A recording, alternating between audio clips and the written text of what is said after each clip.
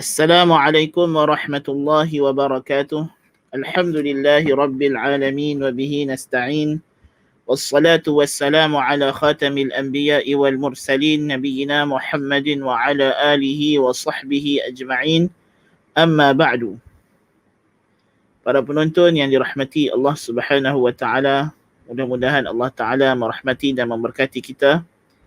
Bertemu kita dalam sesi kelas Tajrid Tauhid Al-Mufid karangan Al-Allamah Ali Al-Maqrizi rahimahullahu taala, dan kita masih lagi membincangkan pada fasal-fasal yang penghujung kitab dan memandangkan kelas baharu dirancang untuk bermula pada bulan Oktober, maka kita akan jadikan kelas yang akhir ini dua sesi. Ya, jadi sesi hari ini dan juga sesi yang akan datang insya-Allah taala.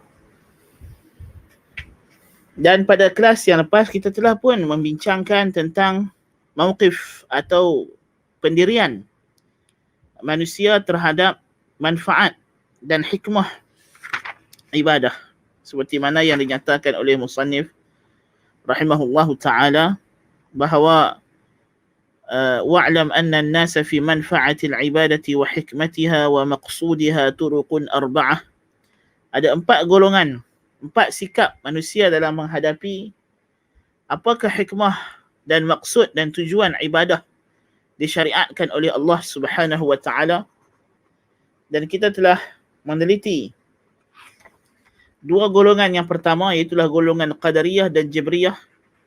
Golongan Jabriyah yang menafikan hikmah dan ta'lil dan sebab pada perbuatan Allah Subhanahu wa taala, maka bagi mereka ibadah tidak ada kaitan langsung dengan redha Allah Subhanahu wa taala, pahala, dosa. Bagi mereka itu semua hanyalah pemberian Allah taala tanpa ada kaitan dengan ibadah. Ya. Dan mereka berdalilkan dengan mereka kata, kita tengok ibadah, ya, ganjarannya tidak sama dengan kadar ibadah. Ada ibadah yang kita rasa sedikit tapi ganjarannya besar, ya. Jadi mereka kata hakikatnya ibadah bukanlah sebab untuk masuk syurga dan bukan sebab untuk kita mendapat apa-apa ganjaran daripada Allah Ta'ala. Dan ini adalah pendapat yang sangat menyimpang, yang dibina di atas kefahaman mereka yang sesat, iaitulah menafikan sifat hikmah daripada Allah Subhanahu wa taala.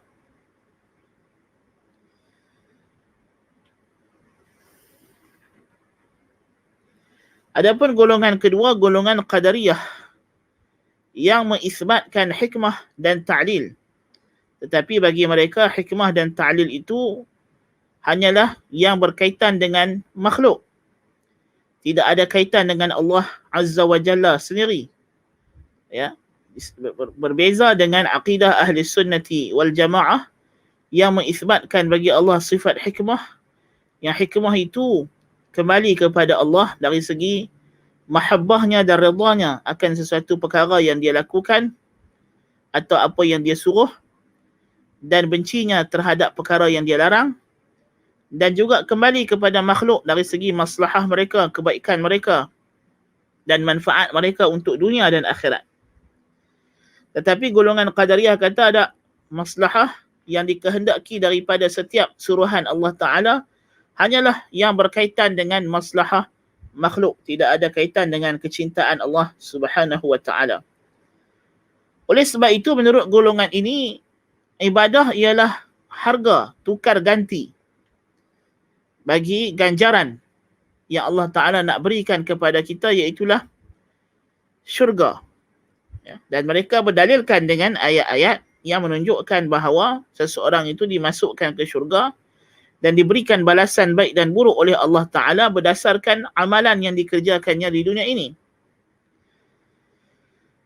Tetapi kedua-dua golongan ini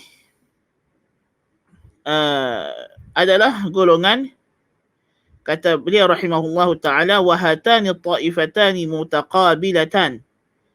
Golongan Qadariyah dan Jabriyah, dua golongan ini saling berlawanan.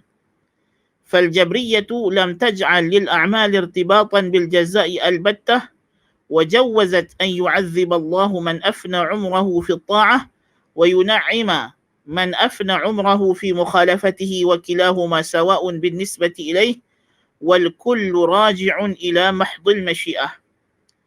Golongan Jabriyah tidak menjadikan langsung bagi amalan sebarang hubungan dengan balasan. Dan mereka mengharuskan untuk Allah Ta'ala mengazab orang yang sepanjang hidupnya menghabiskan hidupnya dengan ketaatan.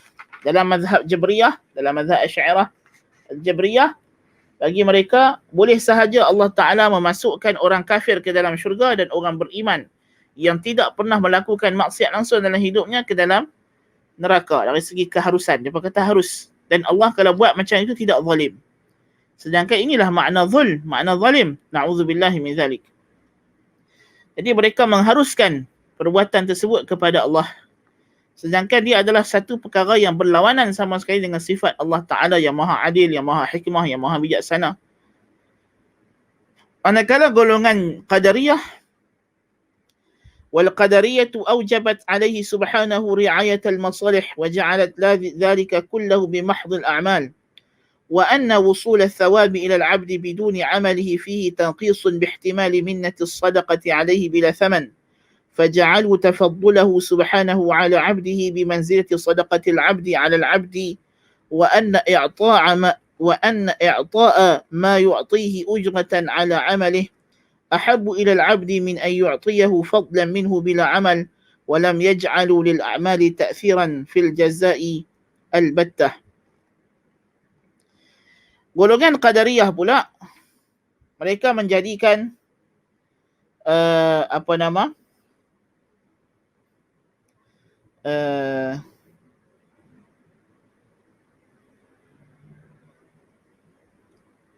ayat dalam kitab ini, kalau kita perhati betul-betul penghujung dia tu dia kata walam yaj'alu lil a'mali ta'thiran fil jazaa'i battah. Sini ada iskal. Sebab ini adalah berkaitan dengan Qadariyah, tapi yang tak menjadikan amalan itu sebarang kesan pada balasan ialah mazhab Jabriyah.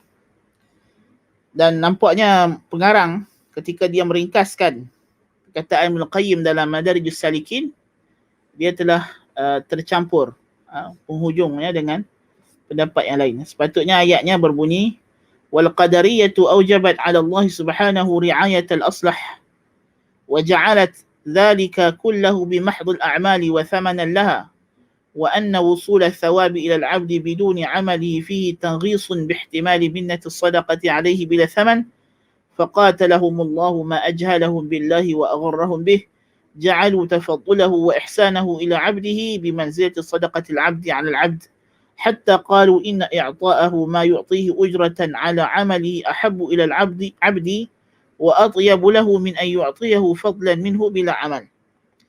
So sampai perkataan minhu bila amal, itu adalah perkataan Ibn Qayyim tentang Qadariyah. Adapun penghujung dia walam yaj'alu lil a'mali ta'thiran fil jazaa'i al-battah, ini adalah terpotong daripada perkataan yang lebih awal faqabalathumul jabriyatu ashaddal muqabalah wa lam yaj'alu lil a'mali ta'thiran fil jazaa'i al-battah. Jadi siapa yang ada kitab Arab itu tolong tanbih masalah ini ya. Dan kitab terjemahan pun mungkin dia akan terjemah dengan cara yang salah, anda tak pasti. Jadi kata Ibn Qayyim, kata Musannif Ali Al-Maqrizi yang meringkaskan perkataan Ibn Qayyim, Qadariyah pula mewajibkan ke atas Allah Subhanahu wa taala meraihkan maslahah, yakni meraihkan yang paling aslah, yang paling utama untuk makhluk. Dan mereka jadikan semuanya itu semata-mata dengan amalan. Dan bahawa sampainya pahala kepada seorang hamba tanpa amalan itu adalah satu kekurangan, satu penghinaan bagi mereka, kerana dia seumpama sedekah. Bagi mereka, kalau Tuhan bagi kepada makhluknya pahala, ganjaran, tanpa ada amalan yang setimpal dengan amalan tersebut, kalau ganjaran itu lebih daripada amalan yang sepatutnya, bagi mereka ini adalah tidak boleh pada hak Allah Ta'ala, sebab dia dah jadi macam sedekah. Jadi dia samakan, dia kiaskan perbuatan ini seperti kita bagi sedekah dekat orang miskin tanpa orang miskin tu buat sebarang pekerjaan. So bagi dia itu adalah satu, terdapat unsur-unsur penghinaan. Jadi Tuhan mesti bagi pahala cukup-cukup dengan amalan kita. Dia macam tu dia faham. Na'udzubillahi min zalik. Sebab tu Ibn Qayyim kata, ma ajhalahum billah wa agharrahum bih. Betapa jahilnya mereka tentang sifat-sifat Allah dan betapa mereka terpedaya dengan akidah mereka ini terhadap Allah Subhanahu wa taala. Ya. Maka dalam kes ini golongan Jabriyah berlawanan dengan mereka dengan seteruk-teruknya, di mana Jabriyah tidak menjadikan langsung amalan itu ada kesan dalam ganjaran pahala. So kita ada dua golongan. Golongan Jabriyah, bagi mereka pahala tidak ada kesan langsung. Amalan ibadah tidak ada kesan langsung. Jadi amal ibadah useless. Tidak ada apa-apa faedah. Kerana Allah Ta'ala boleh sahaja masukkan orang yang tak beribadah ke dalam syurga dan masukkan orang yang beribadah ke dalam neraka. Na'udzubillahi min zalik. Golongan Qadariyah pula, bagi mereka, kita kalau beramal, sekadar amalan kita sahajalah. Tuhan tak boleh bagi lebih walaupun sikit pahala. Jadi kedua-dua ini, وَالطَّائِفَتَانِ مُنْحَرِفَتَانِ عَنِ الصِّرَاطِ الْمُسْتَقِيمِ. Kedua-dua golongan ini terpesong daripada jalan yang lurus. الَّذِي فَطَرَ اللَّهُ عَلَيْهِ عِبَادَهُ وَجَاءَتْ بِهِ الرُّسُلُ وَنَزَلَتْ بِهِ الْكُتُبُ. Yang dalam tambahan perkataan Ibn Qayyim, dua golongan ini adalah golongan yang zalim, yang menyimpang daripada as-sirat al-mustaqim, yang mana Allah Ta'ala telah ciptakan hamba-Nya di atasnya, yang telah datang padanya rasul-rasul dan turun berkenaannya dengan kitab-kitab. Apa dia? Wahuwa, apa dia as-sirat al-mustaqim? Apa pendapat yang sahih? Wahuwa anna al-a'mala asbabun musilatun ila thawab. Bahawa amalan adalah sebab yang menyampaikan kepada ganjaran. Demikian juga kepada balasan wal iqab dan hukuman. Wal a'malu salihat taufiqillah ta'ala, wal a'malu salihatu min taufiqillah ta'ala wa fadlih. Dan amalan-amalan salih sebenarnya adalah daripada bimbingan taufik daripada Allah Ta'ala dan limpah kurnianya kepada hamba. Dia yang memudahkan, dia yang memberikan kepada seorang hamba itu kemampuan dan kemudahan untuk seorang hamba itu melakukan amal-amal soleh sebagai ganjaran dan limpah kurnia daripada Allah. Amalan tu sendiri sebenarnya adalah fadlun min Allah, adalah limpah kurnia daripada Allah. Sebab itulah kita bila dengar azan hayya 'alas salah, apa kita kena jawab? La haula wala quwwata illa billah. Tiadalah kemampuan untuk aku berubah daripada tempat ini untuk melaksanakan salat, dan tiadalah bagi kekuatan untuk mendirikan salat melainkan dengan Allah, melainkan dengan kurniaan, bimbingan dan taufik daripada Allah Ta'ala. Jadi ganjaran amal soleh itu sendiri adalah taufik daripada Allah Subhanahu wa Ta'ala. So kalau kita aplikasikan konsep Qadariyah yang bahawasanya Allah Subhanahu wa Ta'ala tidak boleh beri sebarang bonus, advantage kepada makhluk melainkan dengan amalan mereka sahaja, mana tidak ada amalan juga. So pendapat Qadariyah akan balik kepada ta'tilul a'mal, menafikan adanya keperluan amal ibadat. Kerana hakikatnya, kata Ibn Qayyim rahimahullah, amal ibadat itu sendiri adalah taufik, kurniaan, ganjaran daripada Allah Subhanahu wa Ta'ala daripada awal. Ya. Jadi kalau ikut konsep Qadariyah tadi, dah salah lah. Tuhan memberikan taufik kepada hamba-Nya untuk melakukan ibadat. Sebab itu mereka menisbahkan takdir kepada diri makhluk. Na'udzubillah min zalik. Dan mereka menafikan Allah Ta'ala yang mencipta amalan makhluk. Ini adalah satu akidah yang sangat menyimpang. Nas'alullah al-afwa wal-afiyah. Walaysat qadran li jazaihi wa thawabih. بل غايتها إذا وقعت على أكمل الوجوه أن تكون شكرا على أحد الأجزاء القليلة من نعمه سبحانه. Bukanlah ia satu qadar bagi balasan dan ganjarannya. Bukanlah amalan itu ialah ukuran bagi ganjaran Allah Ta'ala. Bahkan beramal salih itu sendiri adalah taufik daripada Allah Ta'ala. Bahkan kemuncaknya, jikalau seseorang melakukan amal salih dengan cara yang paling sempurna, ianya adalah satu kesyukuran kepada Allah Subhanahu wa Ta'ala di atas salah satu daripada juzuk yang terkecil daripada nikmat-nikmat Allah Subhanahu wa Ta'ala yang banyak ini.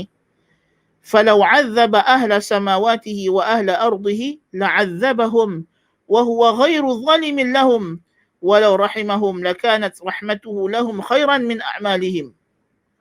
Kalaulah Allah Ta'ala mengazab seluruh penduduk langit dan bumi, tentulah dia mengazab mereka tanpa berlaku sedikit kezaliman pun. Kerana kita makhluk, macam mana pun kita beribadat, macam mana pun kita hebat dalam ibadat, kita takkan mampu, amal ibadat yang kita buat itu tidak mampu untuk membalas walaupun nikmat sebelah mata yang Allah Ta'ala bagi. Ya? Nikmat sebelah mata pun tak mampu. Ya?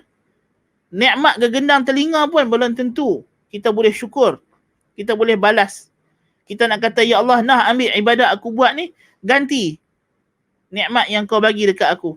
Tak mungkin. Kerana apa? Kerana kita buat ibadat itu pun dengan anggota tubuh badan yang Allah Ta'ala ciptakan kepada kita. Bukankah begitu? Sebab itulah ibadat itu sendiri adalah tanda syukur. Sebab itulah Allah Ta'ala sifatkan orang yang salih, orang yang taat sebagai hamba yang bersyukur. Dan orang yang kufur, orang yang melakukan maksiat sebagai kufur ni'mah. Ada hakikatnya, Tuhan Azza wa Jalla memberikan kepada kita tubuh badan, kesihatan, apa semua ini adalah untuk kita mensyukurinya dengan kita melaksanakan apa yang dia suruh dan menjauhi apa yang dia larang. So ibadat itu sendiri adalah kesyukuran di atas fadlun wa minnah, kurniaan daripada Allah Ta'ala yang lebih awal lagi dia beri kepada kita. Kurniaan wujud. Kewujudan kita ini sendiri adalah minnah wa fadlun min Allah Ta'ala. Adalah kurniaan daripada Allah Ta'ala. Kita bukan ada hak untuk wujud. Tetapi Allah Ta'ala yang mengurniakan kita untuk wujud. Maka sudah semestinya kewujudan itu adalah satu kesempurnaan buat kita. Satu nikmat dan anugerah yang patut kita syukuri. Sebab itulah kata para ulama, awal wajib ke atas makhluk ialah syukrul mun'im. Mensyukuri yang memberi nikmat. Iaitulah melaksanakan ibadah. Iaitulah at-ta'abbud. Sebab itulah kata ulama, awal wajib ibadatullah. Perkara wajib yang pertama sekali ke atas hamba ialah mengabdikan diri kepada Allah. Karena ibadatullah itulah syukrul mun'im. Itulah dia mensyukuri yang memberi nikmat. Nikmat apa? Nikmat yang paling utama, yang paling awal sekali ialah nikmatul wujud. Nikmat kewujudan. Sebab itulah Allah Ta'ala kata, وَقَضَى رَبُّكَ أَلَّا تَعْبُدُوا إِلَّا إِيَّاهُ وَبِالْوَالِدَيْنِ إِحْسَانًا. Dan Tuhanmu telah menetapkan satu kewajipan. Yang pertama sekali apa dia? Jangan kamu sembah kecuali aku. Janganlah kamu sembah kecuali dia, kata Allah. Yang ini Allah Ta'ala sahaja yang kamu kena sembah. Dan hendaklah kamu buat baik kepada ibu bapa. Sebab apa? Sebab Allah yang memberikan kita kewujudan. Maka perkara pertama yang kita kena buat ialah syukrul mun'im. Mensyukuri pemberi kurnia wujud ini. Dan yang kedua, ibu bapa kita adalah jalan dan sebab macam mana kita boleh wujud. Maka sebab itu kita kena buat ihsan kepada mereka. Sebab mereka adalah sebab kepada nikmat tersebut. Allahu Akbar kabira. Walhamdulillahi kathira. Wa subhanallahi bukratan wa asila. Jadi sebab itulah kalau Allah Ta'ala mengazab hamba-hambanya, dia tidak zalim. Kenapa dia tidak zalim? Kerana memang kita takkan mampu membalas segala nikmat dan kurnia yang Allah Ta'ala berikan kepada kita. Mesti akan terus ada kekurangan dan kepincangan dalam kita hendak mensyukuri nikmat Allah Subhanahu wa Ta'ala yang tidak ada hingganya ini. Ya. Jadi kalau begitu, Sebab itulah datang dalam sebagian hadis Nabi SAW kata, kalau Allah azab seluruh penduduk langit dan bumi, Allah mengazab mereka dalam keadaan dia tidak menzalimi mereka sedikit pun. Dan jikalau dia merahmati mereka, maka rahmatnya itu lebih baik kepada mereka daripada segala amalan mereka. Tak adanya kita boleh banding amalan soleh yang kita buat ini dengan rahmat yang Tuhan bagi kepada kita yang tidak putus-putus. Ya? Maka ganjaran Tuhan kepada kita lebih daripada amalan yang kita buat. Ya? Lebih daripada apa yang kita buat. Sebab itulah, nanti kan kita baca hadisnya. Wa ta'ammal qawlahu ta'ala, dan perhatikan firman Allah Ta'ala. Wa tilkal jannatu allati uristumuha bima kuntum ta'malun. Demikian itulah syurga yang kamu diwariskan akannya disebabkan apa yang kamu lakukan. Disebabkan amalan kamu. Ma'a qawlihi sallallahu alaihi wasallam, gandingkan ayat ini dengan sabda Nabi sallallahu alaihi wasallam, lan yadkhula ahadun minkumul jannata bi'amalih. Tidak ada seorang pun daripada kamu yang akan masuk syurga dengan amalannya. Sahabat bertanya, wala anta ya Rasulullah, termasuk kamu ya Rasulullah? Nabi kata, wala ana illa an yataghammadani Allahu bi rahmatin minhu wa fadlin. Melainkan Allah lah yang telah memberikan kepadaku rahmatnya dan kurniaannya. Riwayat Bukhari, Muslim dan Imam Ahmad. Muttafaqun alaih. Nabi SAW sendiri, ibadat baginda SAW tidak akan mampu menjadi kayu ukur dan balasan kepada, tidak mampu menjadi ganti kepada nikmat yang Tuhan dah bagi kepada baginda SAW. Itu ibadat Nabi. Apatah lagi ibadat kita. Janganlah duk perasan. Jadi apa makna semua ini? Fal manfiyu al-ba'u تجد الآية تدل على أن الجنان بالأعمال والحديث ينفي دخول الجنة بالأعمال ولا تنافي بينهما. Ayat yang kita baca dalam surah Az-Zukhruf 72 tadi menunjukkan bahawa masuk syurga itu diperolehi dengan amalan. Manakala hadis pula menafikan. Hadis kata masuk syurga bukan dengan amalan. Tetapi tidak ada kontradiksi antara dua perkara ini. Kenapa? لأن توارد النفي والإثبات ليس على محل واحد. Kerana penafian tidak berlaku pada tempat yang sama. Dia dua situasi yang berbeza.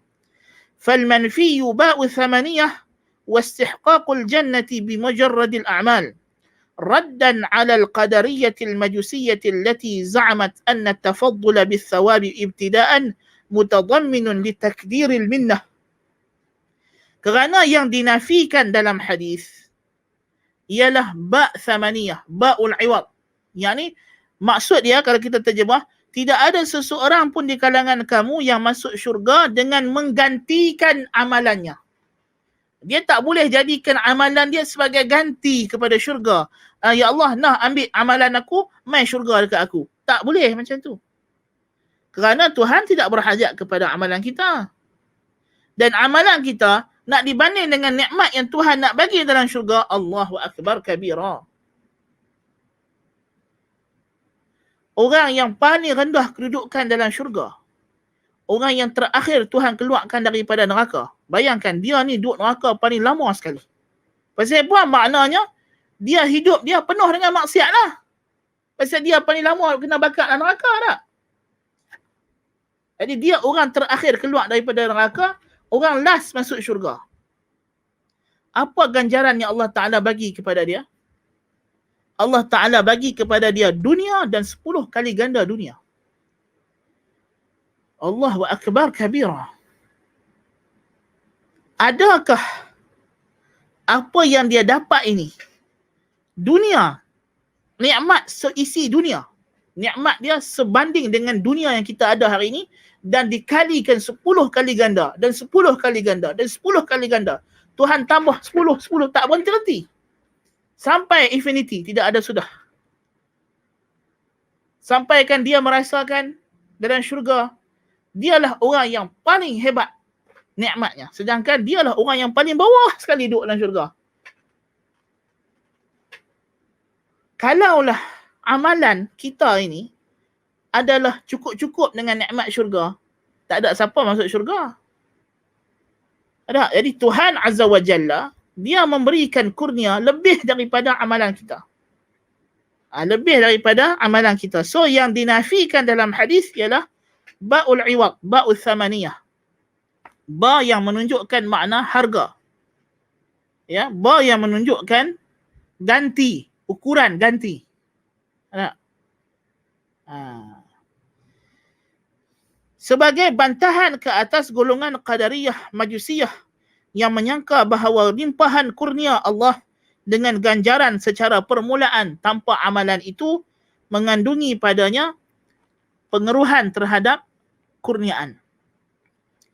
Wal ba'ul musbatah, sedangkan ba yang diisbatkan dalam ayat tilkal jannatu urist wa tilkal jannatu allati uristumuha bima kuntum ta'malun allati waradat fil Quran, yang datang dalam ayat Quran tadi, hiya ba'us sababiyah, ialah ba sebab, raddan 'ala al-qadariyatil jabriyah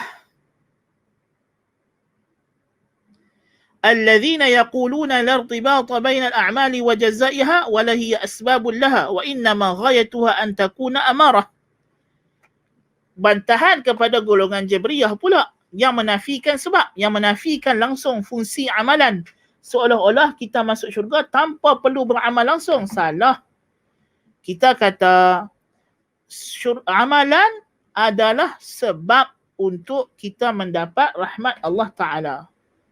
Tetapi Allah, bila dia dah beri rahmat, rahmatnya tidaklah diukur dengan kadar amalan kita. Itu terpulang kepada dia. Itu baru betul. Ya. Itu baru betul. Nah.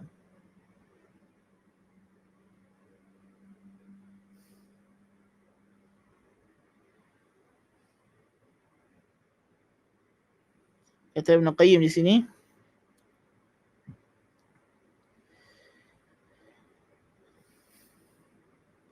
yang mana golongan Jabriyah mengatakan amalan ini hanyalah amarah, tanda kepada ganjaran. Kita kata salah.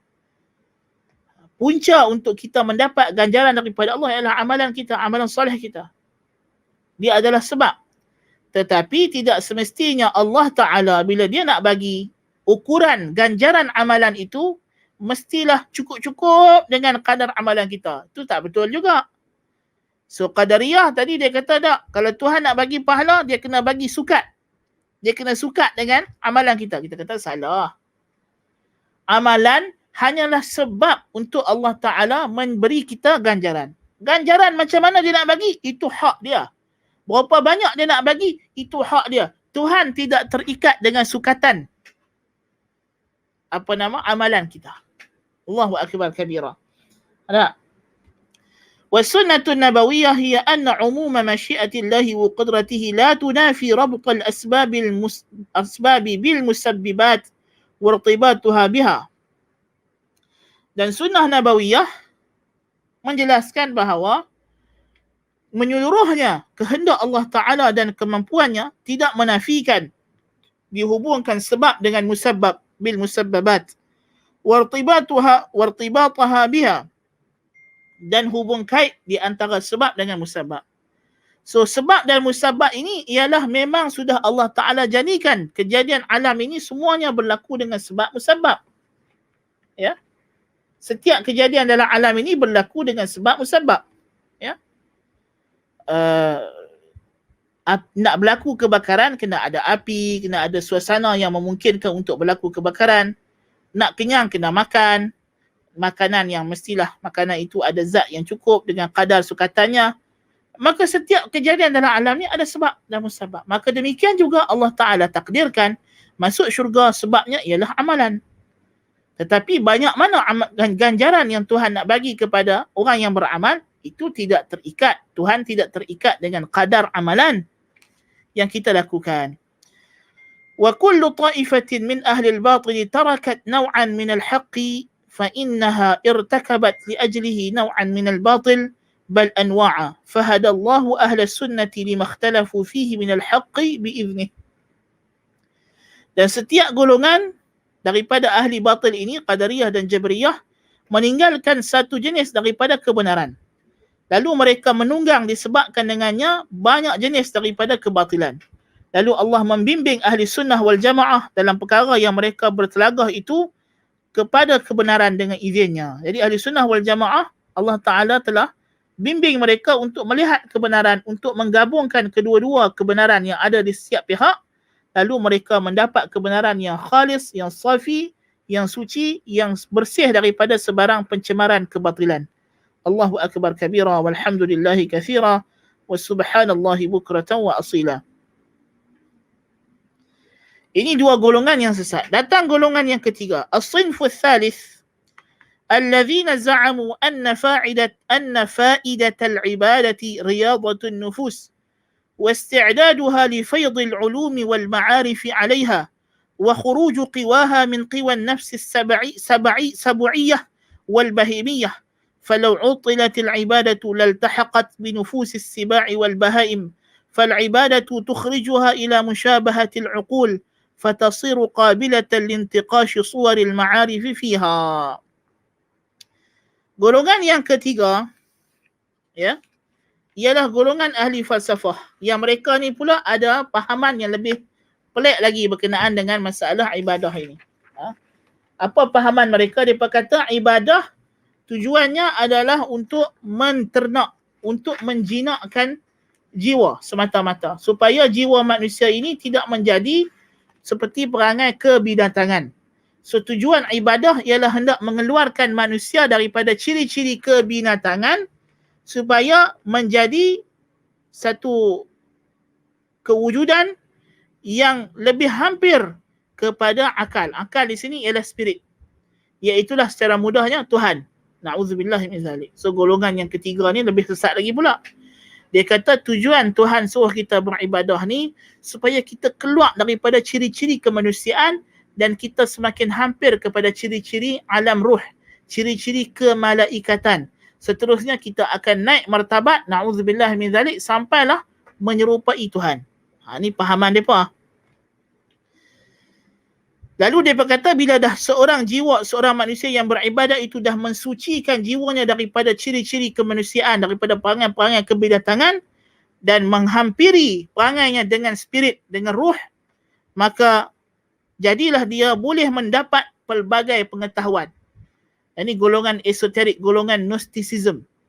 Mereka yang melihat bahawa ilmu pengetahuan diperolehi semata-mata dengan riyadatun nufus, dengan menternak, menjinakkan jiwa dengan ibadat, dan tujuannya adalah untuk memperolehi ilmu-ilmu ghaib, kasyaf. Kononnya kalau kita hati dah bersih, maka akan terbukalah kepada kita segala hijab dan kita akan nampak segala benda yang kita tak boleh nampak selama ni. Kita dah jadi macam malaikat, kita dah jadi macam, dan hampir-hampir nak meniru keadaan Tuhan, dia kata. Wa hadha yaquluhu ta'ifatan, dan pendapat yang batil ini dipegang oleh dua kelompok, dua golongan pula, ya. Ahaduhuma man yaqrubu ila al-islam wasyara'i' min al-falasifati al-qailina biqidamil alam wa adamil fa'ilil mukhtar. Golongan pertama yang berpendapat sebegini ialah mereka yang mengingkari kewujudan Tuhan sama sekali, yang mengingkari syariat, yang mengingkari kenabian, daripada kalangan ahli falsafah yang berpendapat alam ini adalah qadim, tidak ada pencipta dan tidak ada sebarang pembuat yang melakukan alam ini, yang mencipta alam ini dengan pilihannya sendiri. Ini golongan ahli falasifah yang kita namakan mereka ni sebagai golongan batiniyah, esoterik, golongan Gnosticism. Mereka yang mempercaya bahawa alam ini ditakbir oleh akal, yang dipenamakan sebagai akal, yang dipenamakan sebagai spirit of universe. Jadi bagi mereka Tuhan bukanlah pencipta alam, tetapi dia adalah ruh atau semangat dalam alam ini. So tujuan ibadah apa dia? Tujuan ibadah ialah kita nak membebaskan diri kita daripada penjara jasad. Bagi mereka jasad ni adalah penjara, dan kita hakikatnya adalah ruh. Kita adalah satu juzuk daripada alam ini. So kita nak beribadah, kita nak keluarkan diri kita, ruh kita ni daripada jasad. Dia panggil astral projection. Kan? Bahasa moden Nepal ni lah.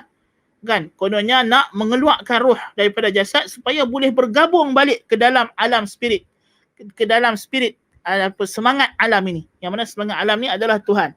Ini samalah macam kepercayaan golongan Hindu yang mengatakan alam Tuhan ialah Brahman dan kita ni semua adalah Atman. Brahman roh besar, Atman roh kecil. So bila kita buat ibadah, buat yoga, pada pahaman mereka, bila buat yoga itu menyebabkan seseorang yogi yang telah mencapai martabat fana, martabat lebur, boleh bersatu dengan Brahman. Rohnya bersatu dengan Brahman. Itu contoh dalam agama Hindu. Dalam agama Tao pun ada benda yang sama masalahnya dengan melakukan meditasi. Dalam agama Buddha, bila dia buat meditasi, dia buat ibadat-ibadat dia yang tertentu, hidup cara fakir, makan cara tertentu, maka dengan cara itu dia berkata kita akan mengurangkan sifat-sifat kemanusiaan dan kita semakin menghampiri sifat-sifat kemalaikatan atau sifat-sifat spirit, sifat-sifat semangat alam, sifat-sifat kosmos. Yang dengan itu akhirnya kita akan kembali bersatu dengan kosmos, dengan alam, dengan ruh alam. Iaitulah Tuhan. Ini adalah fahaman golongan wahdatul wujud. Sama juga fahaman golongan Neoplatonism dan seumpama dengannya. Wa ta'ifatu thaniyah, golongan yang kedua, man tafalsafa min sufiyatil Islam wa yaqrubu ila al-falasifah. Golongan yang kedua yang nak macam ini juga ialah golongan ahli tasawuf falsafi. Golongan ahli tasawuf yang terpengaruh dengan falsafah tersebut. فإنهم يزعمون أن العبادات رياضات لاستعداد النفوس للمعارف العقلية ومخالفة العوائد. Golongan ahli sufi ni pula bagi mereka ibadat adalah tujuan untuk kita memperolehi ilmu ghaib, ilmu kasyaf. Jadi dia kata kalau kita dah beribadat, berzikir, masuk suluk apa semua, akhirnya akan tersingkap kepada kita hijab. Dan pada masa tersebut kita dah tak perlu lagi kepada syariat. Kita sudah boleh mendapat ilmu secara direct, langsung daripada Allah. Inilah kita kata golongan Gnosticism. Jadi masa tu mereka dah tak perlukan lagi Quran dan Sunnah. Semuanya adalah ilham, mimpi, zauq. Zauq ialah rasa. So itulah panduan hukum bagi mereka. Ya. Sebab itulah kata Sahrawardi dalam Awariful Ma'arif, dia kata orang sufi ni bila dia dah terbuka hijab, maka dia boleh mengistimbat hukum hakam. Halal, haram, wajib, sunat, makruh, harus. Seperti mana fuqaha istimbat daripada Quran dan Sunnah, mereka boleh istimbat daripada ilham dan sebagainya. Jadi mereka dah tak perlu ikut lagi dalil-dalil syar'i. Mereka sekarang ni boleh bebas bergantung kepada apa yang mereka sebutkan dalam ucapan mereka. Haddathani qalbi ar-rabbi. Hatiku meriwayatkan langsung dari Tuhanku. Na'udzubillahi min zalik. So mereka ni keluar daripada mishkatin nubuwah, keluar daripada cahaya kenabian, pergi kepada mishkatin syaitaniyah, cahaya kesyaitanan. Nas'alullah al-afiyah. Ya. Ini banyak berlaku. Dan kemudian golongan ini, wa thumma min haula'i man la yujibul ibadata illa bihadzal ma'na. فإذا حصل لها ذلك بقي متحيرا في حفظ أوراده والاشتغال بالوارد عنها ومنهم من يوجب القيام بالأوراد وعدم الإخلال بها. Kemudian golongan ini ada yang tidak mewajibkan ibadah melainkan dengan makna ini. Dia berkata ibadah tidak ada purpose melainkan dengan tujuan ini. So kalau seseorang itu dah sampai ke martabat yang dikehendaki, martabat fana, lebur, maka mereka akan jadi keheranan. Sama ada nak terus beribadah ataupun hanya disibukkan dengan kasyaf yang dipada dapat konon-kononnya lah. So ada di kalangan mereka ni bila dah sampai ke makam yang mereka dakwah, mereka dah jadi sekejap semayang, kejap tak semayang, maksiat pun dia dah buat. Dia dah tak peduli dah. Pasal apa? Bagi dia dah sudah sampai makam. Wa minhum man yujibul qiyam bil awrad wa adam al ikhlal biha. Ada juga yang pendapat golongan ini dia kata kita kena buat juga ibadat. So dia ada dua golongan. Golongan yang melihat kalau dah sampai makam tinggal ibadat. Golongan yang kedua dia tak tinggal ibadat. Tapi pada i'tiqad dia ibadat dah tak wajib.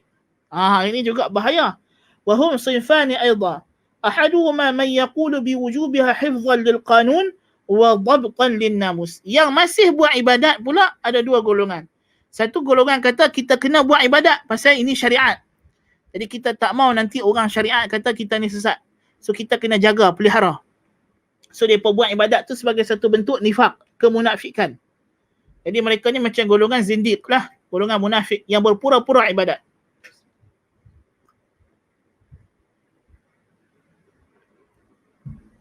Supaya orang tak kata kita ni sesat.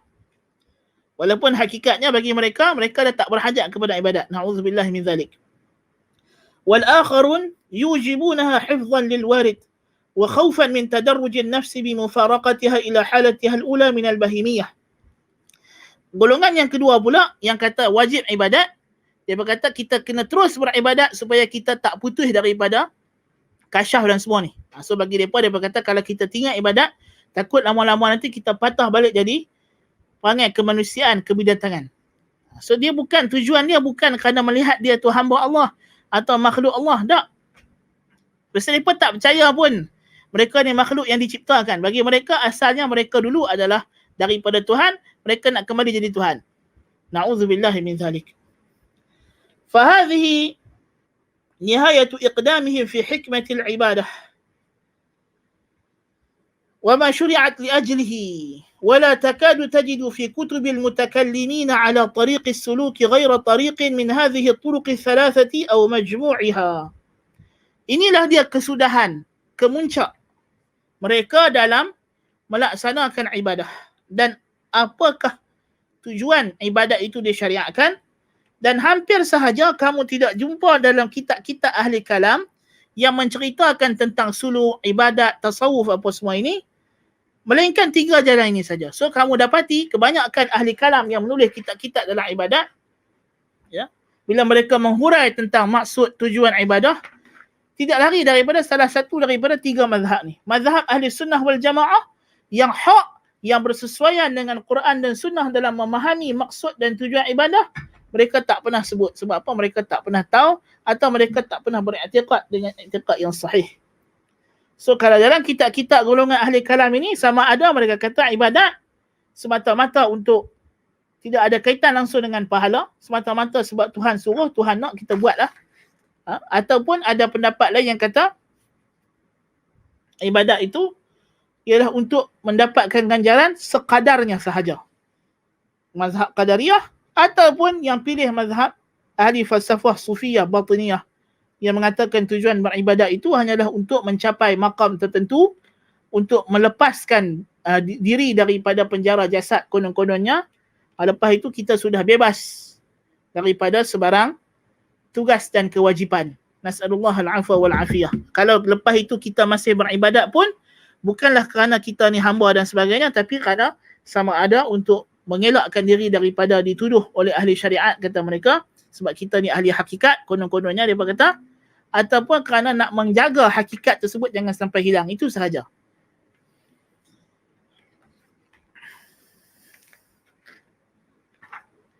Adapun golongan yang keempat, والصنف الرابع هم القائلون بالجمع بين الخلق والأمر والقدر والسبب. Golongan keempat inilah golongan ahli haq, ahli sunnati wal jamaah, yang Ibn Qayyim namakan mereka sebagai الطائفة المحمدية الإبراهيمية. فهم الطائفة المحمدية الإبراهيمية أتباع الخليلين العارفون بالله وحكمته في أموره وشرعه وخلقه وأهل البصائر في عبادته ومراده بها. Golongan yang keempat ialah golongan yang mengikut ajaran Nabi Muhammad sallallahu alaihi wasallam, mengikut millah Ibrahim alaihi salam, mengikut kedua-dua kekasih agung Allah ini, yang mengakui akan Allah Ta'ala berkenaan hikmahnya dalam perintahnya dan syaraknya dan penciptaannya. Mereka lah ahli basirah yang nampak segala hakikat pada peribadatan mereka kepada Allah dan kehendak sebenar Allah dan kepada ibadah ini. Depa ni apa? Al-qailuna bil jam'i bainal khalqi wal amri wal qadari was sabab. Mereka yang menghimpunkan di antara penciptaan dan perintah Allah. Mereka tidak melihat di sana ada kontradik di antara apa yang Allah cipta dengan apa yang Allah suruh. Dan di antara takdir Allah dengan sebab. Kedua-duanya semuanya adalah harmoni. فَعِنْدَهُمْ أَنَّ سِرَّ الْعِبَادَةِ وَغَايَتَهَا مَبْنِيٌّ عَلَى مَعْرِفَةِ حَقِيقَةِ الْإِلَهِيَّةِ. Rahsia yang mereka, rahsia ibadah, tujuan ibadah yang sebenarnya adalah dibina di atas untuk mengenali, untuk memahami rahsia ibadah dan tujuan kemuncaknya dibina di atas bagaimana kita mengenali dan mengakui hakikat ilahiyah. Al-ilahiyah, nama Allah. Apakah i'tiqad kita berkenaan Allah yang merupakan Dzul uluhiyyati wal ma'budiyyati ala khalqihi ajma'in, yang memiliki hak untuk diabdikan diri kepadanya oleh seluruh makhluknya. Ya. Wa ma'na kauni subhanahu ilahan, dan apa makna Allah itu ilah? Allah itu al-ma'bud bil haqq. Wa anna al-ibadata mujabul ilahiyyati wa atharuha wa muqtadaha. Dan bahawasanya ibadah yang kita buat ini sebenarnya tidak lain tidak bukan, ini di antara kesan dan tuntutan nama Allah. Allah al-ma'bud bil haqq, yang disembah dengan sebenar-benarnya. Disebabkan nama dia Allah, maka makhluknya kena menyembah dia. Wartibatuha kartibati muta'allaq as-sifat bis-sifat. Hubungan di antara ibadat kita dengan Allah Subhanahu wa taala dari sudut sifatnya sebagai al-ilah, al-haq, Allah, seperti mana hubungan di antara ta'alluq sifat yang lain dengan hasil sifat tersebut. Kalau kita kata nama Allah Al-Khaliq, Allah yang maha mencipta, maka melazimkan dia mencipta. Allah ismuhu Al-Khaliq, namanya Al-Khaliq. Min asma'ihi Al-Khaliq, di antara nama-nama Allah Al-Khaliq, yang maha mencipta, Al-Khallaq. Fayaqtadi min hadha al-ism al-jalil, daripada nama ini yang teragung ini, memastikan annahu ta'ala yakhluq, maka Allah pasti mencipta. Tidak dapat tidak, dia akan mencipta. Sebab nama dia Al-Khaliq dan sifat dia Al-Khalq. Maka pastilah dia mencipta. Bila dia mencipta, maka natijahnya pasti akan ada makhluk. Jadi kalau kita kata, kenapa alam ni ada? Adakah kewujudan alam ini satu kemestian? Kita kata, apa makna kamu kemestian? Kalau kamu nak cerita dari sudut hubungan alam ini dengan sifat Allah, maka ya, kerana Allah namanya Al-Khaliq. Namanya yang maha mencipta, Al-Khallaq. Wa huwa al-Khallaqul alim. Dialah yang maha mencipta, lagi maha mengetahui. Maka sudah pasti dia akan mencipta. Tidak dapat tidak, dia mesti mencipta. Fa huwa yakhluq. Maka dia mesti mencipta. Kerana itu sifatnya. Ya? Itu adalah sifat Allah Subhanahu wa taala dan kita tidak boleh persoalkan. La yus'alu amma yaf'al wa hum yus'alun. Tidak ditanya akan Allah, akan perbuatannya, dan kitalah yang akan ditanya. Mereka lah, makhluklah yang akan ditanya, dipertanggungjawabkan ke atas perbuatan mereka. Ya. Maka kewujudan alam ini, kalau kita lihat dari segi hubungannya dengan sifat Allah, maka dia adalah kemestian. Memang kena ada alam ini. Sebab apa? Pasal Allah pencipta, dan pencipta mesti mencipta. Bila dia mencipta, mesti akan ada ciptaannya. Iaitulah alam ini.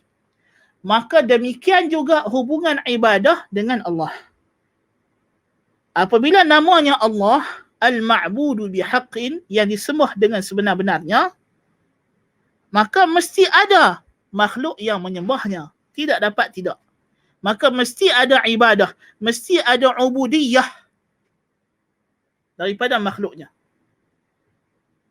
Sebab itulah tak mungkin Allah Ta'ala memberikan kelonggaran pada mana-mana makhluk dalam alam ini untuk tidak mengabdikan dirinya kepada Allah. Tak mungkin. Semua makhluk mesti menyembah Allah. Sebab nama Allah, Allah. Dan makna Allah, Al-Ma'budu bihaq, yang disembah dengan sebenar-benarnya. Pokok, kayu, air, angin, awan, langit, bumi, semuanya menyembah Allah Ta'ala. Maka tak mungkin Allah Ta'ala akan melepaskan makhluk jin dan manusia daripada menyembahnya. Sebab itulah dia kata, وَمَا خَلَقْتُ الْجِنَّ وَالْإِنسَ إِلَّا لِيَعْبُدُونَ. Tidaklah aku ciptakan jin dan manusia melainkan untuk menyembahku semata-mata. Untuk mereka menyembahku semata-mata. وَكَارْطِبَاتِ الْمَعْلُومِ بِالْعِلْمِ وَالْمَقْدُورِ بِالْقُدْرَةِ وَالْأَصْوَاتِ بِالسَّمْعِ وَالْإِحْسَانِ بِالرَّحْمَةِ وَالْعَطَاءِ بِالْجُودِ. Seperti juga hubungan di antara maklum dengan ilm. Bila ada maklum, mesti Allah Ta'ala tahu. Bila ada maqdur, dan maqdur dengan qudrah. Bila kita kata Allah itu maha berkuasa, maka dia mestilah mempunyai kekuasaan atas segala sesuatu yang ada dalam alam ini. Hubungan di antara suara dengan pendengaran. Bila kita kata Allah maha mendengar, maka ada saja bunyi, ada saja suara, Tuhan pasti dengar. Dan ihsan dengan rahmat. Bila Tuhan ada ihsan kepada makhluknya, mesti ada rahmat. Bila Tuhan rahmat, pasti ada ihsan. Dan ata' dan jud, sifat murah Allah Ta'ala, sifat kedermawanan Allah Ta'ala, mesti akan ada pemberian dan anugerah kepada makhluknya. Tidak dapat tidak. Jadi begitulah. Ya. Kalau satu makhluk lah, kalau kita kata makhluk, orang kata dia tu apa perangai dia? Oh, dia tu seorang yang pemurah. Hartawan yang pemurah. Oh, berapa banyak dia dah bagi sedekah dekat kampung ni, dekat masjid ni. Tak pernah bagi 1 sen pun. Tapi tadi hang kata dia pemurah. Oh, dia pemurah, tapi dia tak pernah bagi sedekah. Masuk akal kah? Tak masuk akal. Kan? Itu kontradik. Kalau kita kata dia ni siapa? Oh, dia ni ulama, alim. Oh, jadi dia tahulah semua hukum hakam. Dia tak tahu. Rukun solat pun dia tak tahu. Tadi hang kata dia alim. Dia alim tapi dia tak tahu. Kita kata tak masuk akal. Kecuali kalau kita kata alim tu nama mak dia buat dia aja. Kalau hang kata tu sifat dia, tak masuk akal. Kalau hang kata nama dia saja alim tapi dia tu bengok, tu betul. Tapi kalau hang kata tu sifat dia, alim itu ialah sifat dia, tak mungkin dia tak tahu. Maka Allah Al-Alim namanya, dan setiap nama Allah adalah sifat Allah. Nama Allah, setiap nama Allah adalah sifatnya. Jadi kalau Allah itu namanya Al-Alim, maha mengetahui, pasti dia tahu. Apa benda yang jadi dalam alam ni, dia pasti tahu.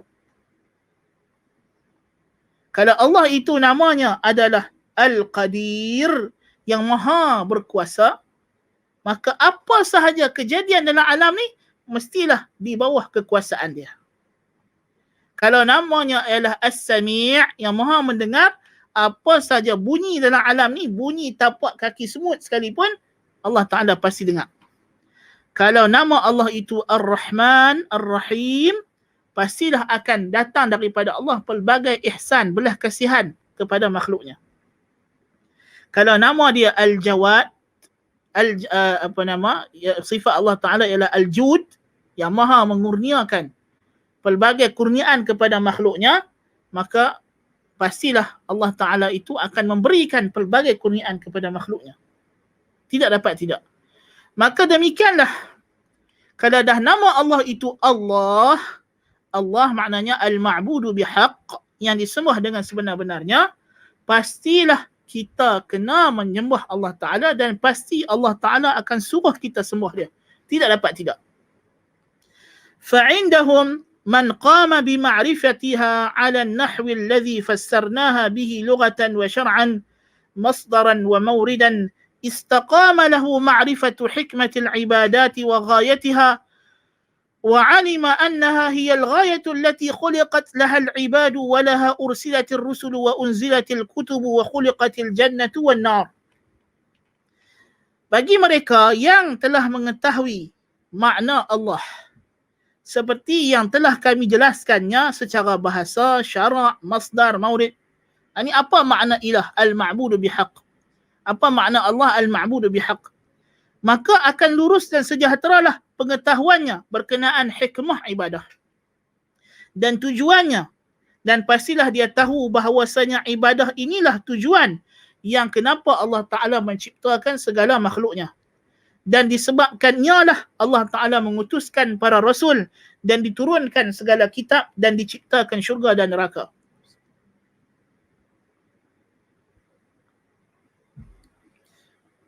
Kalau kita beriman dengan nama Allah seperti yang dijelaskan dalam Al-Quran dan Sunnah, maka kita akan faham bahawa ibadah adalah kemestian daripada makhluk. Tidak dapat tidak, Allah mesti nak kita beribadah kepadanya. Kerana dia tidak lain tidak bukan adalah kelaziman namanya Allah. Maka wujudnya ubudiyah dalam alam ini adalah daruri, adalah mesti. Tidak dapat tidak. Dia bukan isu Allah Ta'ala berhajat, tak berhajat, perlu, tak perlu. Dia memang isunya begitulah keadaannya.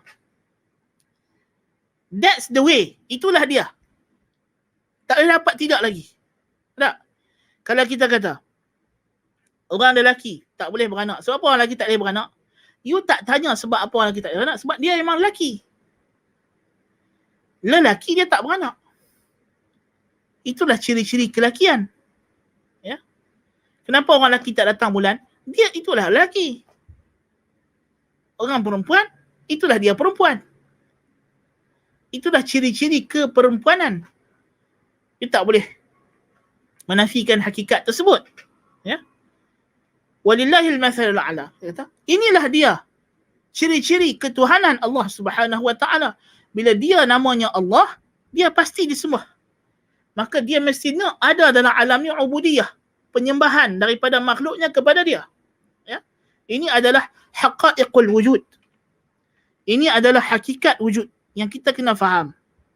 Kenapa alam ini diwujudkan oleh Allah Subhanahu wa taala? Oleh sebab itu kita kena faham ibadah inilah tujuan penciptaan, tujuan kenapa Allah hantar rasul-rasul. Wa ma arsalna min qablika min rasulin illa nuhi ilaihi annahu la ilaha illa ana fa'budun. Tidaklah kami utuskan seorang rasul pun sebelum kamu wahai Muhammad, melainkan kami wahyukan kepadanya apa dia? Tiada Tuhan yang berhak disembah kecuali aku, maka sembahlah aku sahaja. Itulah mesej para anbiya seluruhnya. Sebab itulah ayat ini Tuhan sematkan dalam suratul Anbiya. Inilah mesej dakwah para nabi seluruhnya untuk mengajak kita mengabdikan diri kepada Allah Subhanahu wa taala. Dan diturunkan kitab, semua kitab-kitab Allah Taala intipatinya tidak lari daripada isi Al-Quran. Intipati Al-Quran apa dia? Iyyaka na'budu wa iyyaka nasta'in. Hanya kepadamu sahajalah ya Allah kami mengabdikan diri, dan hanya kepadamu sahajalah ya Allah kami memohon pertolongan. Wa qad sarraha subhanahu bidzalika fi qawlihi wa ma khalaqtul jinna wal insa illa liya'budun. Dan Allah telah menjelaskan maksud ini. Allah dah bagi tahu tujuan dia menciptakan makhluk jin dan manusia tidak lain tidak bukan, tidaklah aku ciptakan jin dan manusia melainkan supaya mereka mengabdikan diri mereka kepada-Ku sahaja, dalam surah Az-Zariyat ayat 56.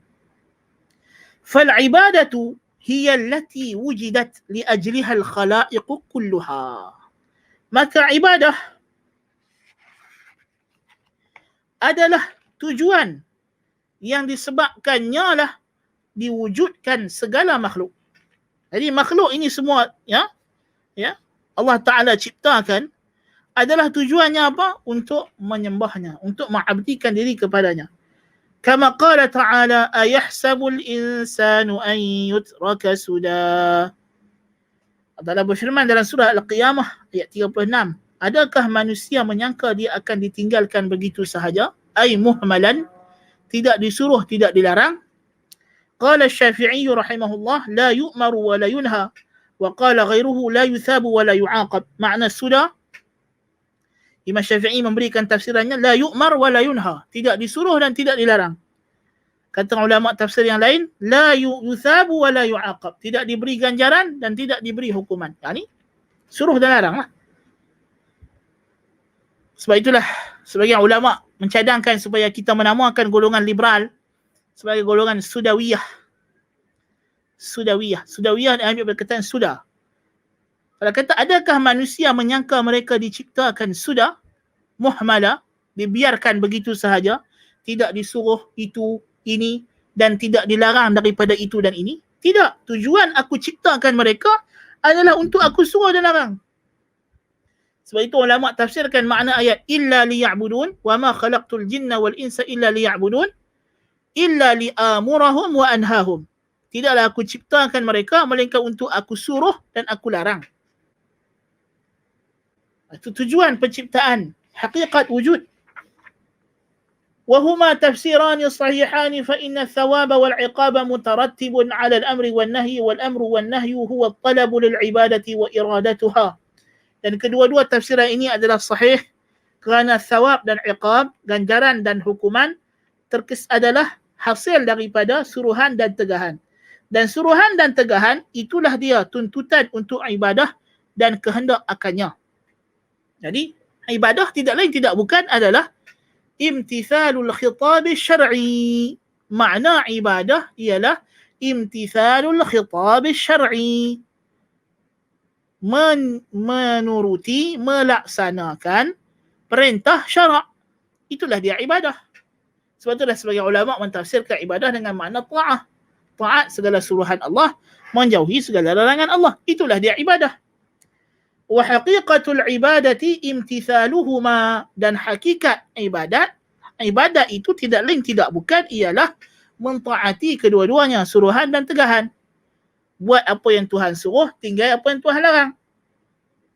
Walihadza qala ta'ala wa yatafakkaruna fi khalqis samawati wal ardi rabbana ma khalaqta hadza batila. Oleh sebab itulah Allah Ta'ala berfirman dalam surah Ali Imran ayat 191, dan mereka berfikir tentang kejadian langit dan bumi. Lalu mereka berkata, wahai Tuhan kami, tidaklah kamu ciptakan semua ini sia-sia.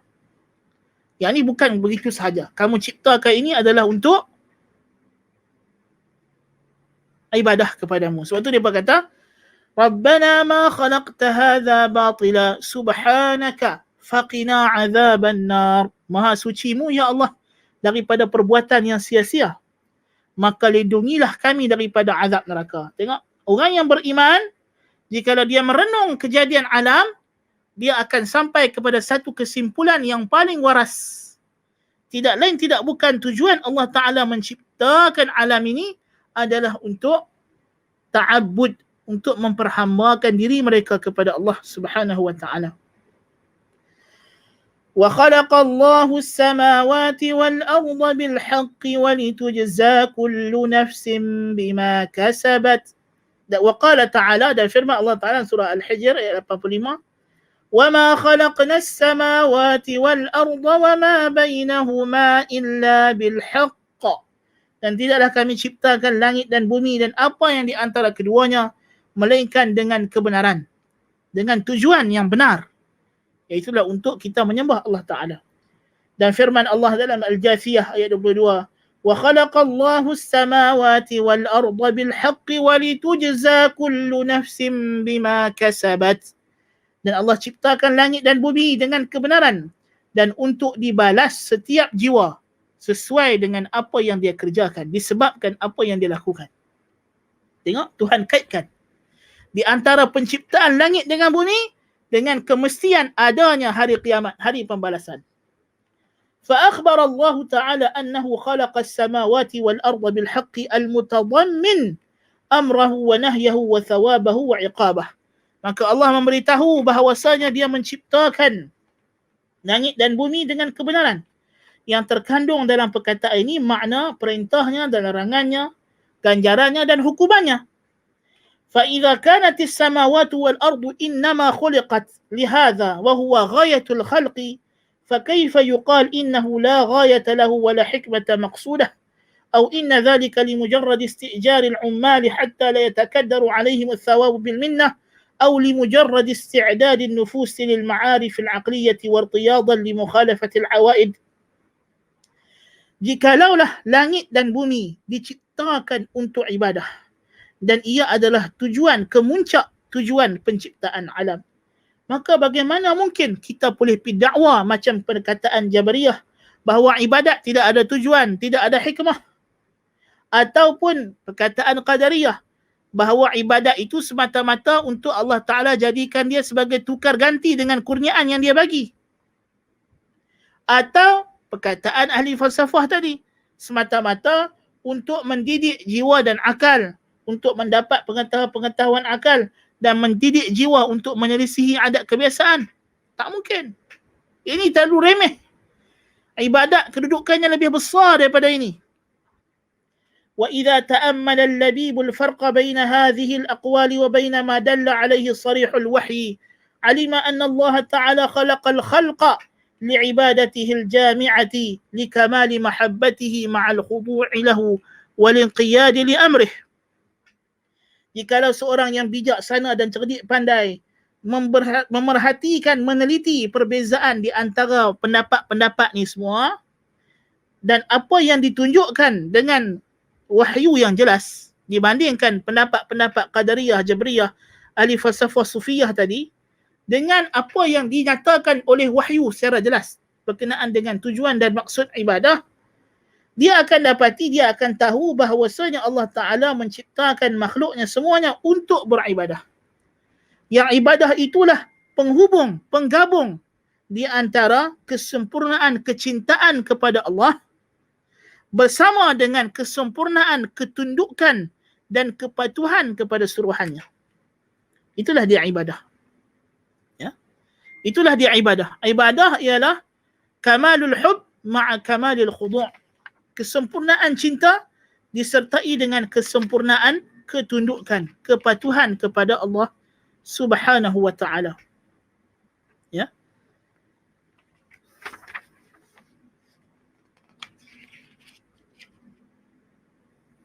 Jadi inilah ibadah yang dikehendaki oleh Allah Subhanahu wa ta'ala.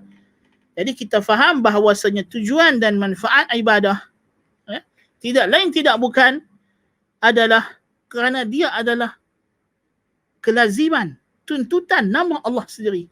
Allah al-ma'budu bil-haq. Maka dia adalah kemuncak.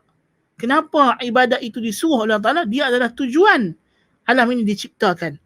Tujuan alam ini diciptakan. Dan dalam ibadah itu terkandung padanya dua perkara yang sangat penting. Iaitulah al-kamalul mahabbah, kesempurnaan cinta kita kepada Allah, wa kamalul khudu', kesempurnaan ketundukan, kepatuhan kita kepada Allah Subhanahu wa ta'ala. Fa aslul ibadati mahabbatullah. Asal ibadat ialah cinta kepada Allah. Bal ifraduhu ta'ala bil mahabbah. Bahkan asal ibadat ialah mengesahkan Allah Ta'ala dengan kecintaan. Fala yuhibbu ma'ahu siwah wa innama yuhibbu ma yuhibbuhu li ajlihi wa fih. Tidak ada sesuatu pun yang dicintai kecuali Allah. Dan selain daripada Allah, jikalau kita cintakan ia, tidak lain tidak bukan sama ada kerana Allah atau bersamaan ataupun berkaitan dengan cinta kita kepada Allah. Tidak ada benda yang dicintai oleh makhluk dalam alam ini melainkan Allah Ta'ala sepatutnya. Dan selain daripada Allah, kalau kita nak cinta, pastikan cinta itu tidak lain tidak bukan kerana Allah atau yang berkaitan dengan cinta kita kepada Allah. Jikalau tidak, dia akan menjebakkan kita kepada syirik dalam mahabbah, dalam percintaan. Kama yuhibbu anbiya'ahu wa rusulahu wa malaikatah. Seperti mana dicintai nabi-nabi dan rasul-rasul Allah dan malaikat-malaikatnya. Lianna mahabbatahum min tamami mahabbatihi وليست كمحبة من اتخذ من دونه أندادا يحبهم كحبه. Mencintai nabi-nabi dan rasul, malaikat ialah kerana cinta kepada mereka itu di antara kesempurnaan cinta kepada Allah, kerana Allah. Bukan seperti cintanya para penyembah malaikat dan para penyembah nabi dan rasul kepada para nabi dan rasul dan malaikat, kerana mereka mencintai nabi dan rasul dan malaikat seperti mereka cinta kepada Allah. Cinta yang melazimkan mereka menyembah dan mengabdikan diri kepada perkara yang mereka cinta. Wa idza kanatil mahabbatu lahu hiya haqiqatu ubudiyyatihi wa sirruha fa hiya innama tatahaqqaqu bittiba'i amrihi wa ijtinabi nahyihi fa 'inda ittiba'il amri wan nahyi tatabayyanu haqiqatul ubudiyyati wal mahabbah. Jikalau disebabkan cinta kepada Allah, itulah hakikat ubudiyah, hakikat perhambaan kita kepada Allah dan lubuknya, maka ianya hanya terlaksana dan boleh terrealisasi dengan mengikuti segala apa yang disuruh dan menjauhi segala apa yang dilarang. Dan ketika mana diikuti suruhannya dan larangannya dijauhi, demikian itulah akan jelas hakikat ubudiyah dan kecintaan kita kepada Allah Subhanahu wa taala. Jadi di sini kita akan sambung pada kelas yang terakhir nanti, insya-Allah taala kita akan habiskan perbincangan kita daripada sini berkenaan mahabbah kepada Allah Subhanahu wa taala adalah hakikat ubudiyah kita kepada Allah Subhanahu wa taala. Dan bagaimana dikatakan mahabbah itulah ra'sut tayr, kepala burung yang membawa kita terbang kepada Allah Subhanahu wa taala untuk mencapai ridha-Nya dan masuk ke syurga-Nya. أقول قولي هذا وأستغفر الله العظيم لي ولكم. نكتفي بهذا القدر وصلى الله نبينا محمد وعلى آله وصحبه وبارك وسلم. تسألن؟ لا. سبحانك اللهم بحمدك أشهد أن لا إله إلا أنت أستغفرك وأتوب إليك. السلام عليكم ورحمة الله وبركاته.